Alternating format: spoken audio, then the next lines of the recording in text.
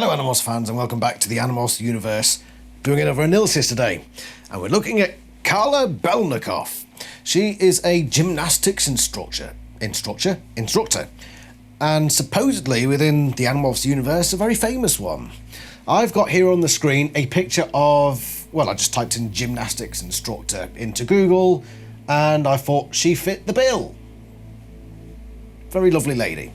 And I'm sure she's a great gymnastics instructor. What was the purpose of Carla Belnikoff in the Animals series? Well, she comes from this book, Book 7, The Stranger. Pretty damn sure she's not mentioned in any other book. It's only for this one thing.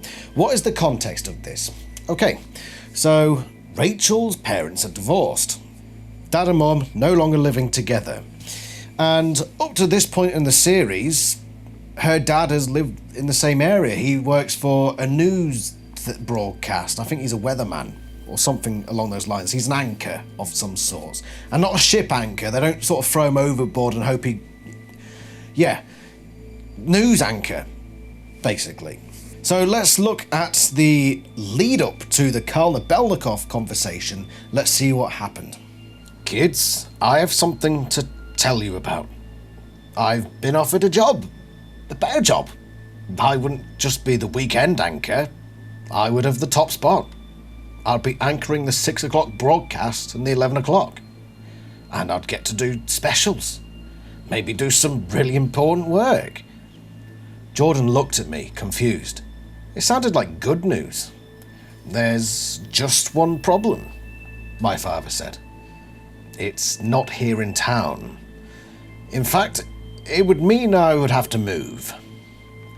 Where to? Sarah asked. To another apartment? He forced a smile. To another city, sweetie. In another state. 1,000 miles away, my mother said. Congratulations, I said, trying not to show any emotion. It's what you've always wanted.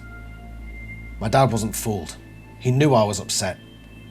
It's the job, Rachel. It's the way it is. It's not like I won't see you kids. I know it sounds like a long way and all, but that's why we have jets, right? Yeah, I said. That's why we have jets. I think I'll just go upstairs and do some homework now. Wait, I need to... My dad protested.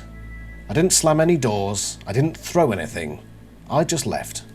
I don't know where I got the idea that he is a weatherman from, but no, he's like, God, who was, something like Bill O'Reilly, you know, back in mid-2000s, he was like an anchor, and he's going to get the top role, he's going to get the main gig on whatever new station he's on, I don't know, ITV News or something.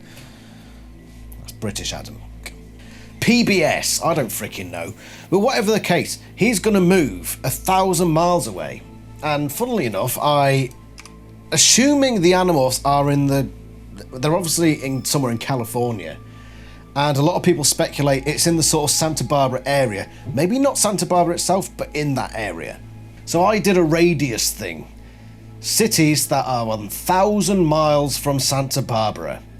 And it gives me a radius. Now, unless it's a city underwater, maybe it's the Nartek city. But if it's not that, it's probably either going to be somewhere in Mexico, which it isn't because it's another state, and yeah, potentially Texas, El Paso. But on the other end of things, you've got Seattle. You've got Portland, which is like 800 miles away.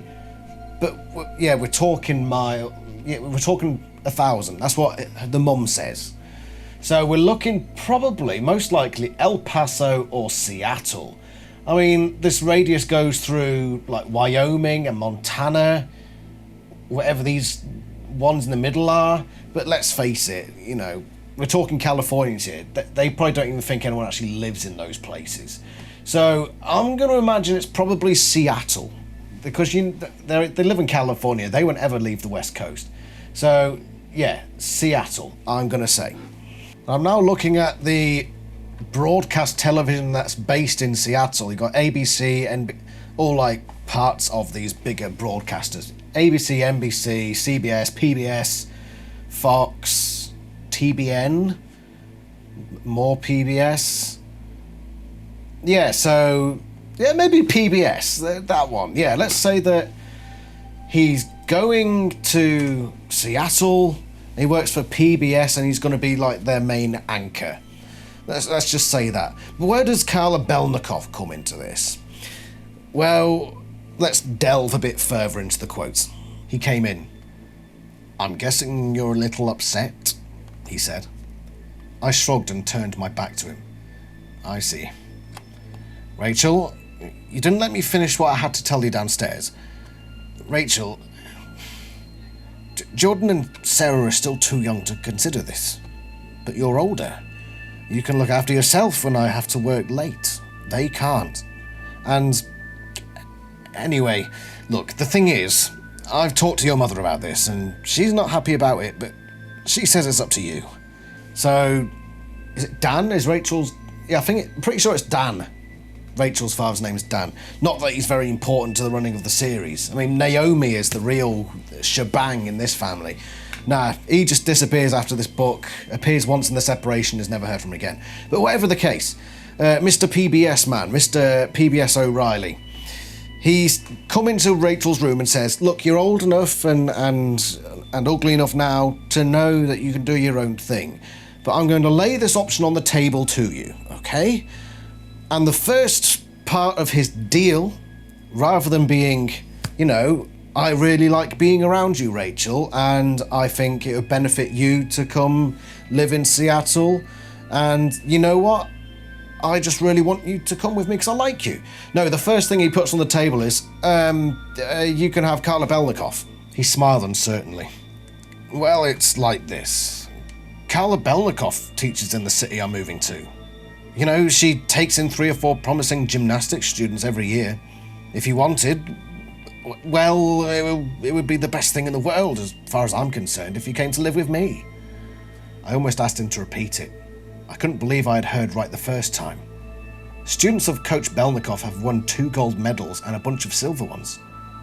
"Dad, Carla Belnikoff isn't going to take me on as a student. She handles professional level gymnasts. I'm too tall and not good enough to... Besides, you're saying I should move out? Leave Mom and Sarah and Jordan?" "You're the only one who can decide that," my dad said. "But as for Coach Belnikoff, you're wrong. You have the talent, I know. If that's something you want to do, if you want to make that in your life, you could go places in gymnastics." I shook my head. Not to say no, just to try and clear out the confusion. "Dad, are you asking me to go with you when you move?" "Yes, I know it would be hard on you and your mom and your sisters, but we can make it work. I mean, this job pays a lot of money. You could fly back here anytime you wanted. Every week if you wanted." So this is where Coach Carla Belnikoff comes into it. Dan's come into Rachel's room and said, you could agree with Coach Belnikoff. You could come and live with me, but look, Coach Belnikoff, look. Jazzy, snazzy, glittering prizes. This could be yours. If you just answer the following question. Will you come stay with me? Yes or no? Ask the audience. But Rachel quickly cottons on to what this is actually all about. This was just because my dad felt guilty. He felt bad about leaving. This was about pity. He felt sorry for me or something. "And I know it'd mean changing schools," he said. "But gee, Rachel, I think it could be okay, I mean, for one thing, they have serious mountains there. We could do some rock climbing together on weekends, go hiking. And it's a huge sports town. I need someone to go with me to games. It would be like in the old days." Then he winked. "And hey, it's a much bigger city, so think of all the shopping." No, it wasn't pity or guilt, I realised. At least not completely. I think my dad was feeling lonely. He was picturing himself lonely in the new town. So the whole Carla Belnikoff thing isn't like a done deal. So Dan has come to Rachel and just said to her, "Look, I'll buy you lessons with Coach Carla Belnikoff," which is apparently somebody Rachel knows very much about, and somebody she aspires to, an icon for Rachel. So Carla Belnikoff, absolute icon. You're like my bully juice. The guy I should do more workout things with on YouTube. Yeah, seriously, I need to get back on that, but I do not find time. I'm so busy at the moment that even just 10 minutes here and there, it just isn't happening. I've got things to do. But this isn't about me, this is about Carla. He's basically name-dropped Carla Belnikoff because he thinks that might tempt Rachel. Because then he goes on to list, oh, there's mountains, and think of all the shopping you could do. You like shopping, right? I'm down with the kids. Yeah, but it's basically because he wants Rachel to go, and he's just not straightforward with it. Either that or he has a low opinion of Rachel where he thinks he can just bribe her with glittering prizes. That's basically what it is. He's got a pretty low opinion of Rachel. Instead of just saying, look, I really like you, and I think we could have a great time together, so, you know, why don't you just come with me? He's like, you can have this, there's also that, think of all these things you could do over here. And it's like, inane activity, money, and shopping. Also, think of all the CO2 should be pumping into the atmosphere, going to these jets every week. I thought we were in the midst of, I thought the globe was practically on fire, god damn it. Come on, Dan, sort yourself out. You're supposed to be from California. You're supposed to be rowing boats now, surely. Are they rowing boats yet? Oh no, sorry, it is California, yes. Yes, CO2 is bad. Quick, grab the jet skis. I'm gonna get myself into trouble again. So yeah, she's part of this package. Carla Belnikoff is basically, you know, when you go onto like an internet router provider, or internet service provider, and they shove this deal in your face, and there's like a list of perks with it. She's like the top perk, and it lists a few others. It's just a marketing campaign, basically. You know, you go into PC World or whatever you have in America where they sell computers and laptops and stuff. And you see this big board, now with 16-inch screen, this laptop or some whatever. And then it lists a few other little things like, oh, you get high quality resolution images and Bluetooth capabilities. Yeah, Carla Belnikoff is basically like one of those. What you're buying is living with your dad, but what's been plastered on the posters is Carla Belnikoff. And Rachel basically says in there as well, she only takes 3 or 4 students a year. There's not like dead cert that she's going to get in there. But Dan's like, you can do it, I believe in you. Which, to be fair, you know, dads should believe in their children. You're not going to go and say, shut up, you think you're good enough? Well, sod you. You're crap. And you belong in a bin. And you're ugly too. I stopped swearing a long time ago. Why am I swearing? I've actually been able to cut out the swearing from my videos. I'm not sure if you noticed. Like, I pretty much cut it out. But that was... naughty boy, Adam. Anyway, the long and short of it is, Rachel throughout this book has got, oh, do I go enjoy my life? Or do I join this war? Or carry on this war that I'm in? Which do I choose? How could he expect me to make this decision? I couldn't leave my friends. I couldn't. They were counting on me. We were going back to the Yerk pool, and they were counting on me to be brave and strong. That's what they thought I was. But if I was so brave and so strong, why was I suddenly imagining a very different life? A long, long way from the war with the Yerks. Why was I imagining a life of gymnastics classes and ball games with my dad? A place where I was just a person. Where no one expected me to go back into that hell of screams and despair called the Yerk pool. If I was so brave and so tough, why was I imagining a normal life? For one thing, being a student of Carla Belnikoff doesn't exactly sound like a normal life from how she's been sold to us, you know, on the thing, on the perk sheet for this new amazing new laptop or deal that you've got. Now, it doesn't sound like a normal life, Rachel.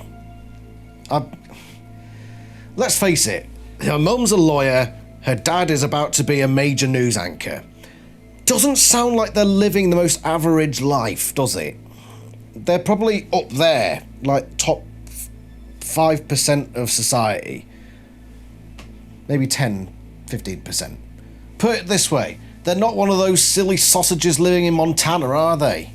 You know, average Joe. No, we're not talking that. But we're talking average life for Rachel.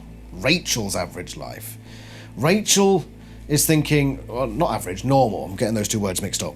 Normal life. And this, all jokes aside now, let's get back into actually being a serious video now. This lays the path, I think, for Rachel, because the first Rachel book it's very similar to how Cassie's first book wasn't necessarily about her. That one was more about Axe. And I'm starting to think now that maybe book 2 is very similar, where it wasn't so much about Rachel's character. There's a lot of Rachel stuff in it, and it gave her a reason to stay in the fight. But now in book 7, I think, is where we get the bulk of her character arc entering the stage. And this is where it begins, where Rachel's basically split. She's got happy, nice Rachel side to her life, and then she's got the mean Rachel side to her life. And she's been given this straight choice. Right, you can be nice Rachel or mean Rachel. Obviously, it's not put into those terms, but I'm putting it in terms which shows you how I'm seeing this going in terms of lore development and character arc, because we all know who mean and nice Rachel are. And I think it's very clear that nice Rachel would be that choice, going to live a life of shopping and gymnastics and just not having a care in the world. And then you got mean Rachel, which is all about battle, war, and horrible, nasty things. Okay? That's why I'm using mean and nice Rachel, because it fits Rachel's character arc, her lore, yes. And I think this is where it starts. And Carla Belnikoff is Dan the dad, giving her that incentive, that big, this is what I'm going to give you. You know, your aspiration, the thing that you dream about, there it is. On that side. That's what he's doing. I lived in 2 completely different worlds. One world was filled by my family, school, gymnastics classes, shopping, listening to music, watching TV. Normal stuff. But then I had this whole other life. A life where I wasn't just Jordan and Sarah's big sister, and my mum's first child, and a teacher's pet, and a gymnastics student who was weak on the balance beam. In my other life, I was a warrior. I risked my life. I fought in deadly nightmare battles against terrible odds.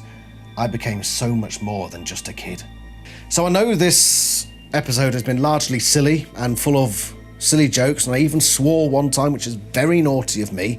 I've been very naughty throughout this video, basically, haven't I? All that aside, Carla Belnikoff, even though, you know, she doesn't even need to be there necessarily.